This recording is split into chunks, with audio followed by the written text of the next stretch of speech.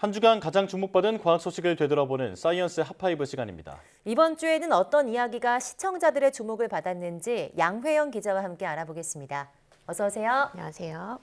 네, 5위부터 알아볼까요? 네, 구글이 경쟁사의 게임 출시를 막아서 이 400억대 과징금을 물게 됐다는 소식이 5위를 차지했습니다. 네. 이 구글은 현재 앱 거래를 중개하는 앱 마켓, 그러니까 플레이 스토어를 운영 중인데 국내는 물론이고 전 세계적으로 사실상 앱 마켓 시장을 독점하고 있다 해도 과언이 아닙니다. 네.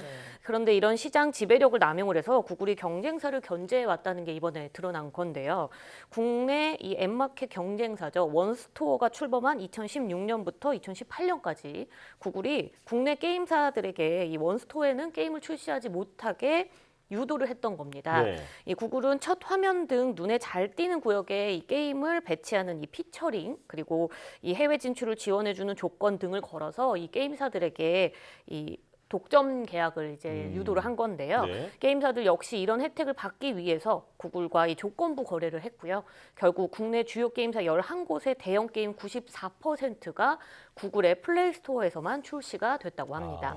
특히 넷마블의 리니지 2, 또 넥슨의 메이플 스토리 M과 같은 이 대형 게임들은 구글이 또 특별히 중점 관리 대상으로 딱 삼았기 때문에 이 게임들은 아예 원스토어에서 출시 자체가 안 됐다고 하거든요. 네. 결국 원스토어는 유료 구매자, 게임 유료 구매자가 절반 이하로 줄어들었고 시장 점유율 역시 이 기간에 절반 넘게 급감했다고 합니다.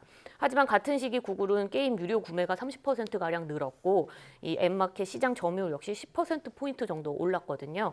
이에 공정거래위원회가 시장 지배적 지위를 남용해서 시장 지배력을 강화했고 또 앱마켓과 모바일 게임의 혁신을 저해했다는 이유로 시정 명령과 함께 과징금을 421억 원을 부과했습니다. 네. 네, 구글에 대한 소식이 하나 더 있었는데요.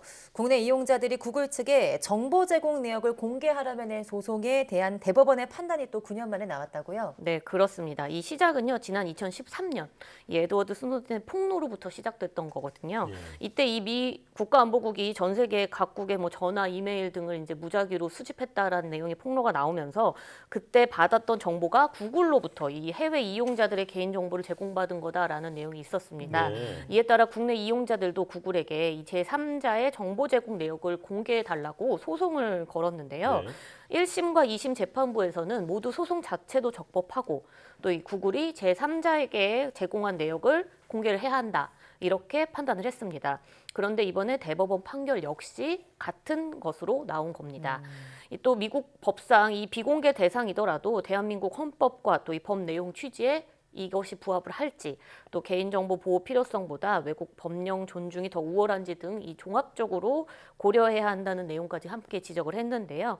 이번 판결에 대해서 원고 측은 이 다국적 기업을 대상으로, 그러니까 구글을 대상으로 이용자의 권리를 보장한 판결이 나왔다라고 이야기를 했고요. 하지만 구글은 이 이용자 데이터의 보호를 이용자 데이터들을 보호하는 것 자체는 중요하다고 이야기하면서도 판결문을 면밀하게 검토를 할 계획이라고 밝혔습니다. 네. 제 아무리 다국적 기업이라고 하더라도 국내에서는 국내법을 따라라라고 하는 판례가 될 것으로 보이죠. 자, 그리고 이번 주 내내 고농도 황사 때문에 깨끗한 하늘을 언제 봤는지 기억이 안 날 정도인데요. 역시 황사 소식이 큰 관심을 받았군요. 네, 그렇습니다. 이 수요일부터 시작된 황사, 이 사흘째인 오늘까지 지금 사실 계속되고 있었잖아요. 이 황사가 이번에 얼마나 심각했는지 지난 12일 위성 영상을 하나 준비했거든요. 함께 보면서 설명을 하겠습니다. 네. 네, 지금 보시는 것은 천리안 위성이 지난 12일 촬영한 우리나라 주변의 모습입니다. 네. 이 노란색이 황사고 붉은색으로 조금씩 보이는 게 이 안개와 연무를 보여주는 건데요. 노란색 황사가 한반도 전체를 앞서 뒤덮었고 또 다른 황사가 또 한반도에 유입되는 것도 함께 볼 수 있습니다. 네. 이번 황사는요, 지난 10일과 11일 중국 고비 사막과 내몽골에서 발원을 했습니다. 우리나라보다 먼저 황사가 덮쳤던 중국에서는요, 370만 제곱킬로미터, 그러니까 중국 국토 면적의 3분의 1이 황사로 뒤덮였을 정도였는데요. 이런 대규모 황사 발생이 올해만 벌써 8번째라고 합니다. 근데 몽골 초원이 벌써 이미 바짝 메마른 상태고 거기에 바람까지 거세지고 있어서 올해는 10년 만에 황사 발생이 최다를 기록할 전망이라는 암울한 내용까지 나왔습니다. 네. 지금 화면을 통해 봤지만 중국은 그냥 먼지 수준이 아니라 빗자루로 길을 쓸어야 하는 수준까지 황사가 심각한데, 자, 우리나라도 황사의 영향으로 미세먼지 농도가 올라가고 있는데 네. 이 미세먼지와 황사를 같은 걸로 봐야 합니까? 네, 이 우선 미세먼지는 크기에 따라서 정의를 하고 있잖아요. 우리가 10마이크로보다 뭐 직경이 10마이크로미터보다 더 작은 거는 미세먼지라고 하고, 그보다 더 작은 2.5 마이크로미터의 직경을 가진 작은 먼지들은 우리가 초미세먼지라고 부르고 있죠. 네. 그런데 황사는 크기가 아니라 토양 성분으로 분류를 하는 거기 때문에 흙먼지라고 생각하시면 오히려 더 간단합니다. 네. 그러니까 황사는 발생 원인으로 구분을 하는 거고 미세먼지는 크기로 구분을 하고 있기 때문에 어떨 때는 황사와 미세먼지가 같을 수도 있고 또 다르게 볼 수도 있는 거죠. 네. 그런데 이제 황사를 만약에 크기로 좀 바꿔서 생각을 해보면 일반적으로 한 4 마이크로미터 이상의 크기를 가지고 있는 모래먼지라고 하거든요. 그러니까 초미세먼지보다는 오히려 미세먼지 비중에 영향을 더 준다고 볼 수 있습니다. 특히 이번에는 미세먼지가 전국 모든 곳에서 매우 나쁨을 보이는 중에도 초미세먼지는 보통으로 나타난 지역들이 곳곳에 있었거든요. 예. 이게 평소에 원래 초미세먼지 비율이 높은 거는 자연 발생이 아니라 먼지들이 인위적으로 만들어졌던 거가 많았기 때문에 초미세먼지 농도가 원래는 항상 더 높았었는데 이번에는 초미세먼지 비율보다는 미세먼지 농도가 더 높았잖아요. 그러니까 황사에 의한 영향을 직격탄으로 받았다. 이렇게 볼 수 있습니다. 그나마 다행인 건 사흘째 이어지던 황사가 지금 오후 들어서 대기 확산이 조금 원활해지면서 해소되고 있다는 점입니다. 네. 네, 이번 주 후반은 뭐 하늘이 답답하니까 마음까지 답답한 그런 주였는데요. 해소된다고 하니까 정말 다행인 것 같습니다. 3위 소식도 알아봐야겠죠? 네, 이 3위는 엠폭스의 감염병 위기 경보 수준이 주의로 한 단계 올랐다는 소식입니다. 네. 이 코로나19 바이러스 유행이 주춤하면서 사실 원숭이 두창으로 알려진 이 엠폭스의 지역 감염 사례가 조금 더 크게 보이고 있는 상황이거든요. 이번 달 들어서 지역 감염 추정 사례만 5건입니다. 이 국내 엠폭스 환자는요, 지난해 6월 처음 발생했습니다. 하지만 5번째 환자까지는 모두 해외에서 유입됐거나 또 이와 관련된 환자였거든요. 네. 그런데 지난 7일 확진된 6번 환자부터는 모두 첫 증상이 발현되기 3주 전 안에 해외를 나간 기록이 없는 등 국내 지역사회 감염이 추정되는 상황입니다. 이에 따라 질병관리청은요, 이 엠폭스 위기 경보를 관심에서 주의로 격상을 시켰습니다. 지영미 질병청장은 아직 확인되지 않은 감염자를 통해서 지역사회의 전파를 억제하기 위해서 선제적으로 위기경보를 격상했다. 이렇게 설명을 했는데요. 예. 이 엠폭스는요, 잠복기가 한 3주 정도 된다고 해요, 길게는. 그리고 또 피부 발진이 눈에 보이지 않는 부위에 많이 나타나기 때문에 쉽게 환자를 찾아내기 어렵다는 단점이 있다고 합니다. 네. 그래서 의심 증상이 나타난다거나 좀 의심 증상이 보이거나 한다면 보건소나 질병관리청 그 1339죠. 여기 콜센터에 빨리 신고를 하는 게 제일 중요하겠고요.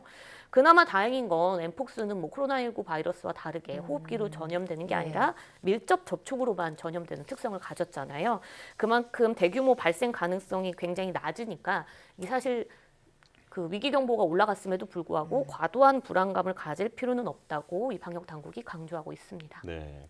또 치명률도 그렇게 높지는 않고 우리나라에는 치료제까지 들어와 있으니까 그렇게까지 불안해할 필요는 없겠습니다. 자, 이제 다음이 2위인데 누리호 3차 발사의 정확한 날짜가 나왔죠? 네, 그렇습니다. 이 한국형 발사체 누리호의 세 번째 발사일이 다음 달 24일로 확정이 됐습니다. 발사 예정 시간은요, 오후 6시 24분에서 전후로 앞뒤 30분이라고 이제 고정이 돼 있는데요. 네. 이게 앞선 발사들이 저희가 오후 뭐 4시, 5시쯤에 발사를 전달해 드렸는데 지금 그거랑 다르게 완전 밤 약간 저녁 해질 때쯤이잖아요. 이게 이렇게 늦게 발사하는 이유는요.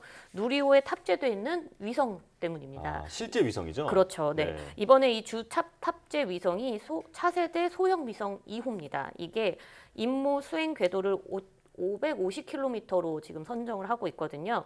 근데 이 550km에 안착하기 위한 최적의 시간대, 지구에 돌아가는 자전 속도와 봤을 때 최적의 시간대가 오후 6시 무렵이라고 합니다. 그래서 이제 저녁에 발사를 하게 될 거고요. 이 차세대 소형위성 2호는 매일 지구 주위를 15번 돌면서 뭐 해수면과 산림 변화를 관측하고요. 또 근지구 궤도의 우주 방사선, 또 영상 레이더 기술 검증 등을 수행할 예정이라고 합니다. 네. 그 차세대 소형위성 1호는 지난 2018년 미국 민간 발사체에 의해서 발사가 됐었는데 2호는 누리호를 타고 우주로 우리 손으로 개발해서 우리 발사체로 말 그대로 우주로 보내게 네. 되겠습니다. 네. 이번 발사는 3차 발사는요. 앞선 1, 2차와 좀 다르게 이 실제 위성을 싣고 가는 거기 때문에 발사체의 진짜 역할을 수행하는 첫 발사 시도다 이렇게 볼 수도 있는데요. 차세대 소형 위성 2호와 함께 큐브 위성 7개가 더 실리는데 전문 연구원이 개발한 도요셋 4개와 또 민간 스타트업이 개발한 큐브 위성 3개가 실릴 예정입니다. 네. 현재 누리호는 1단과 2단의 단간 조립을 완료하고 있는 상태고 각종 성능 시험을 진행하고 있다고 하고요. 그리고 3단부에 탑재하고 있는 8기의 위성 역시 최종 환경 시험을 진행 중입니다. 이 위성은 5월 1일이나 2일쯤에 나로 우주센터에 입고될 예정이라고 하는데 이후 3주 동안 총 조립 절차를 거칠 예정입니다. 네, 약 이제 뭐 한 달하고 10일 남짓 남은 것 같은데요. 좋은 결과가 좀 있었으면 좋겠습니다. 이번 주 시청자들에게 가장 주목받은 1위 소식은 아무래도 산불이겠죠. 네, 그렇습니다. 이 강풍이 예고됐었던 지난 10일이죠. 어김없이 강풍과 건조경보에 이제 예. 맞닿아져서 강원도 강릉에서 대형 산불이 발생을 했습니다. 네. 초속 30m에 달하는 태풍급 강풍이 불다 보니까 소나무가 결국 버티지 못하고 쓰러졌고 주변 전선을 건드리면서 불씨가 야산으로 옮겨붙어 대형 산불이 난 것으로 지금 보고 있는데요. 바람이 너무 강하게 불다 보니까 이 산불 발생 신고가 들어온 지 한 2시간 정도 만에 산불 대응 단계 3단계가 발령되는 등 굉장히 심각한 상황이 나왔습니다. 이 빠른 산불 확산 때문에 헬기 투입이 굉장히 중요한데 강풍에 헬기도 뜰 수 없는 상황이어서 정말 네. 어떻게 해야 될지 걱정이 많았거든요. 안전 문제도 있긴 하지만 사실상 바람이 많이 불 때 헬기가 뜨면 물을 이제 불이 난 곳에 뿌려야 되는데 그게 네. 이제 원하는 방향에 아. 가질 않기 때문에 사실상 거의 진화가 안 된다고 볼 수 예. 있다고 합니다. 그래서 이렇게 순식간에 확산을 계속 이어가던 산불이 그나마 다행히도 오후에 바람이 잦아들고 비가 오기 시작하면서 8시간 만에 주불 진화에 성공을 했습니다. 이번 강릉 산불로 1명이 숨졌고 네. 주택이나 펜션 125채가 피해를 봤고요. 뭐 강릉 방해전과 사찰 일부 등의 그 문화재도 소실된 것으로 확인됐습니다. 예. 네, 이번 강릉 산불도 또 화풍으로 불리는 양간지풍이 불면서 발생한 걸로 보이는데요. 이게 4월에 좀 많이 영향을 주는 만큼 아직까지는 그 양간지풍 영향권에 들었다고 볼 수 있는데요. 대책이 없을까요? 네, 우선 기후 변화로 인해 뭐 최근 산불이 자주 발생하고 있기도 하고 또 대형화되는 경향도 보이고 있기 때문에 산불 진화 장비를 보강해야 한다는 지적이 이번 산불 이후로 더 많이 나오고 있습니다. 네. 특히 이번처럼 강풍에 헬기가 뜨지 못할 경우도 대비를 해야 한다 이런 지적이거든요. 우선은 그 중에서 지상 진화 작업을 할 때 쓸만한 이 장비가 하나 있습니다. 보통 일반 소방차보다 3배나 많은 양의 물을 담을 수 있는 고성능 산불 진화차가 있다고 합니다. 이 차는 나무나 바위 같은 장애물이 있는 비포장 산길을 잘 달릴 수 있고 또 지면하고 차체 사이의 높이도 높기 때문에 일반 진화 차량보다 3배 넘게 험악한 산도 잘 올라갈 수 있는 특징을 네. 지녔다고 합니다.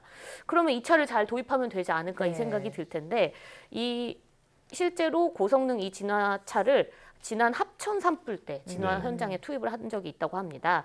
이 당시는 해가 지는 오후 7시 기준으로 진화율이 고작 35%밖에 안 됐거든요. 그런데 이 고성능 산불 진화차가 투입되고 또 적은 양이지만 비도 잠시 내리면서 다음 날 오전 6시 기준으로 진화율이 92%까지 높아졌다고 합니다.